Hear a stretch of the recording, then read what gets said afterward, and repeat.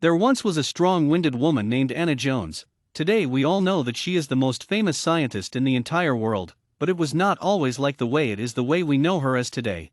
When she was a young child, she had always dreamed of being a news reporter. When she finally was able to get a job as a news reporter, she found that being a news reporter was not all it was cracked up to be.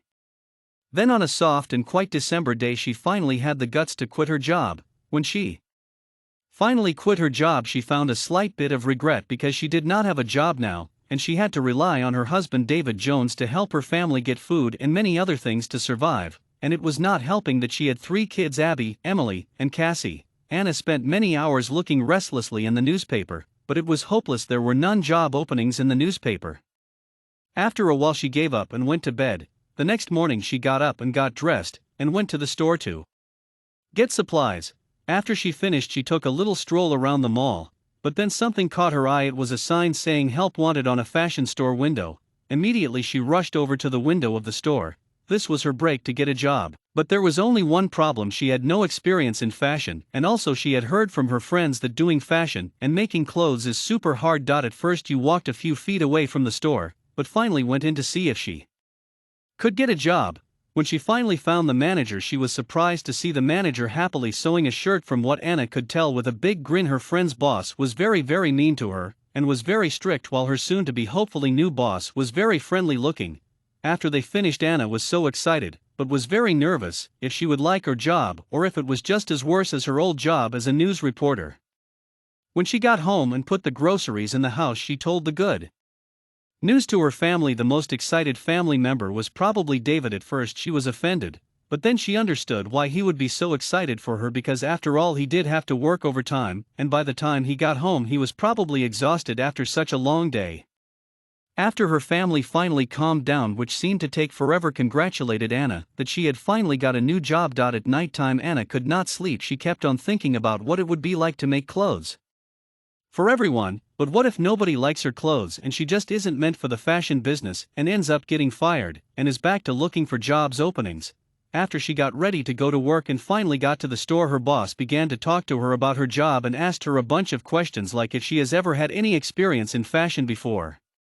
After he was done, he introduced himself and said that Anna could call him Mr. Cheese, and that it was a pleasure to have her. Anna's job was to make clothes for people and then sell them. At first she messed up a lot and lost a couple of customers, but finally got the hang of it. She then started to like it. She even made a new friend called Tracy that was also a design person. After her shift was over, she went home and talked about her day and about how nice and helpful Tracy is.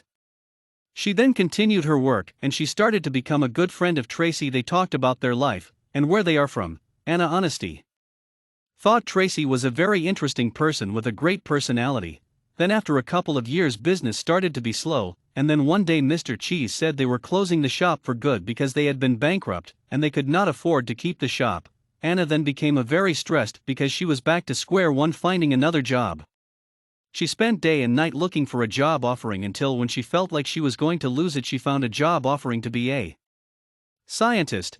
Anna could not believe she was going to hopefully be a scientist. She honestly did not even like science, but for the sake of her family she would do her best to get the job. So from that day forward she studied the whole world of science until she was ready to go meet the boss and ask for a job as a scientist. She spent many days studying the world of science, and then finally felt confident enough to go up to the lab and ask for a job. When she went to meet the boss, she was shocked to see Mr. Cheese, her old boss she worked for in the fashion store, sitting in a chair in the boss's office. She asked him many questions. Apparently Mr. Cheese won a lottery of $10 billion and bought the lab. Anna was a very close friend to Mr. Cheese and was probably his most favorite worker out of the fashion store, so of course Mr. Cheese welcomed Anna with open arms and tested her knowledge. According to Mr. Cheese, Anna was very good at science and was very impressed. After she was shown her workstation as an experiment person, she was off working.